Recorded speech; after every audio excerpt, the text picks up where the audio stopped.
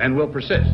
The very word secrecy is repugnant in a free and open society, and we are, as a people, inherently and historically opposed to secret societies, to secret oaths, and to secret proceedings.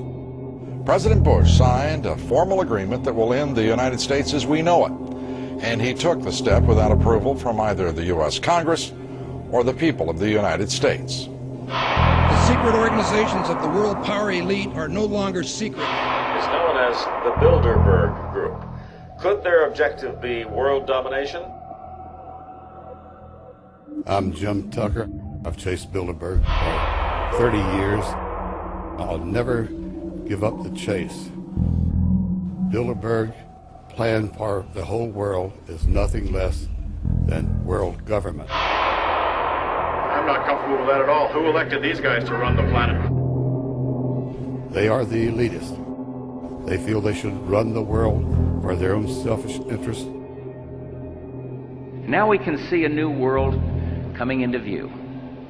A world in which there is the very real prospect of a new world order.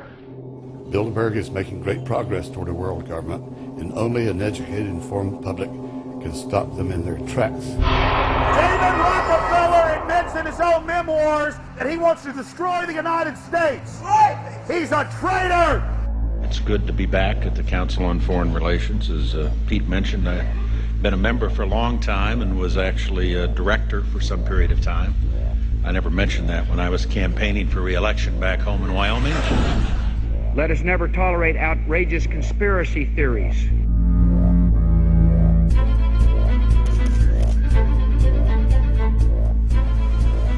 I need you to move off the property, please. Some shots were fired.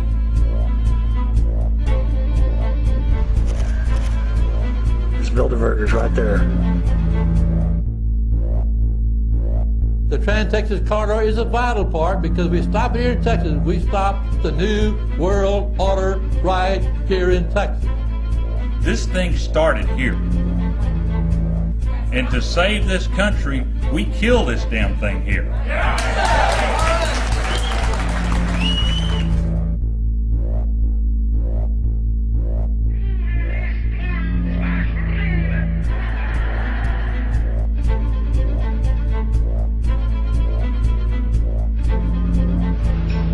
A chance for the President of the United States to carry out a phrase his father used, and that is a New World Order. Your New World Order will fall. Humanity will defeat you. The answer to 1984 is 1776.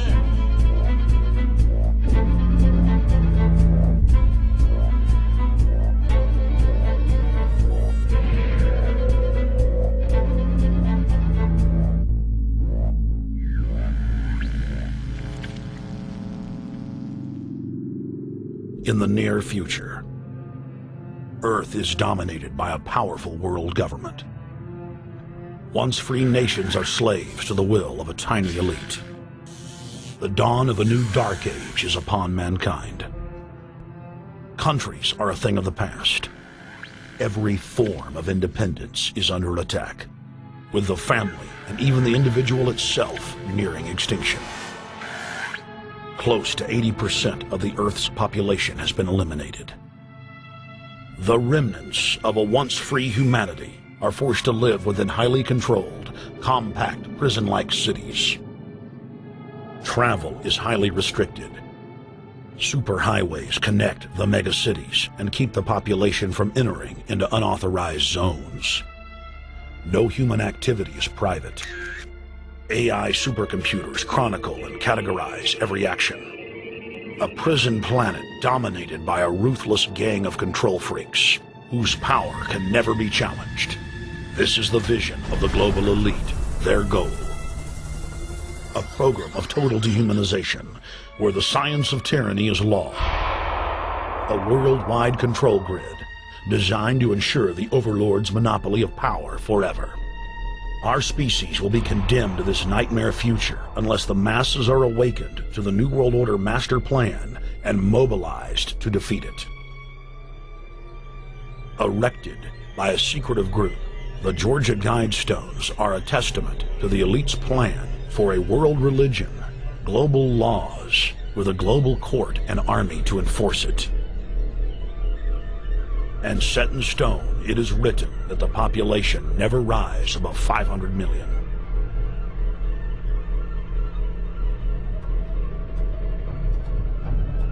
In this film, you will learn how our world is truly governed.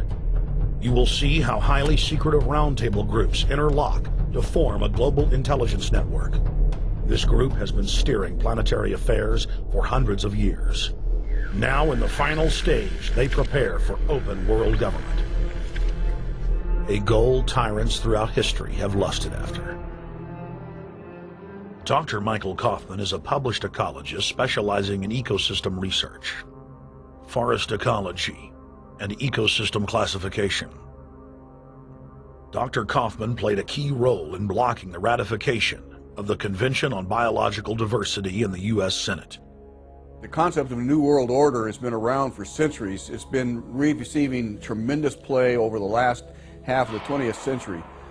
George Bush, the first senior president, George Bush, used it a lot in his speeches and really implies that he really wants to see a order in which we have a universal or a global type of governance in which every human being on planet Earth is ultimately responsible to policies that are being formulated at the international level. It is a big idea, a new world order.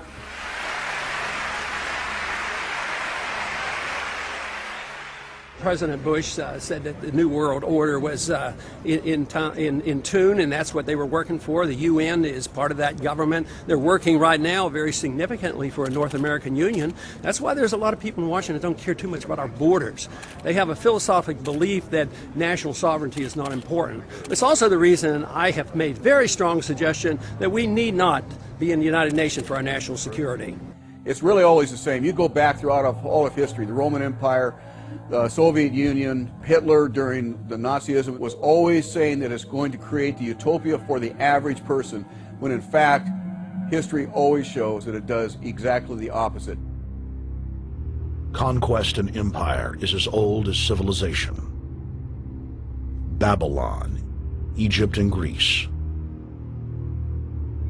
They all built empires in an attempt to rule the world. The Roman system at its peak dominated the known world.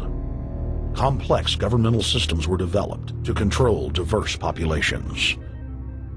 During the period between the 15th and 19th century, new empires emerged and again waged war for supremacy.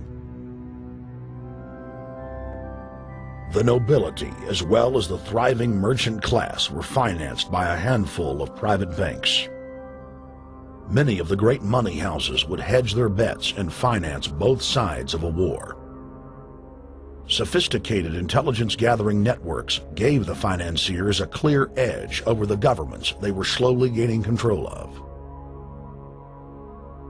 On the 18th of June, 1815, agents of the British arm of the Rothschild family looked on as Emperor Napoleon Bonaparte fought desperately to save his army from the jaws of a British-Prussian pincer attack. A Rothschild agent was able to get the news of Napoleon's defeat at the hands of Lord Wellington to Nathan Rothschild, a full 20 hours before the news reached London. Nathan, the head of the British arm of the Rothschild family, put out the rumor to the London Stock Exchange that Napoleon had won the war. Stocks plunged by 98%, and Rothschild was then able to buy up the entire British economy for pennies on the pound. When the news of Napoleon's defeat finally arrived, stocks soared. Britain was now the undisputed ruler of Europe, and Rothschild ruled England. The already dominant British Empire grew even more aggressive. Her troops and bureaucracy spread across the globe. The sun never set on Britannia's holdings. The banking cartel funded, in fact, since about 1800, they have funded both sides of almost every war. And of course, They're getting the interest off of the loans that they've given the various governments and the wars that they have actually helped stimulate and create. By 1900, Germany was a rising force and a leader of the Industrial Revolution. World War I, for instance, there was absolutely no reason to have World War I, except that it was an ideal opportunity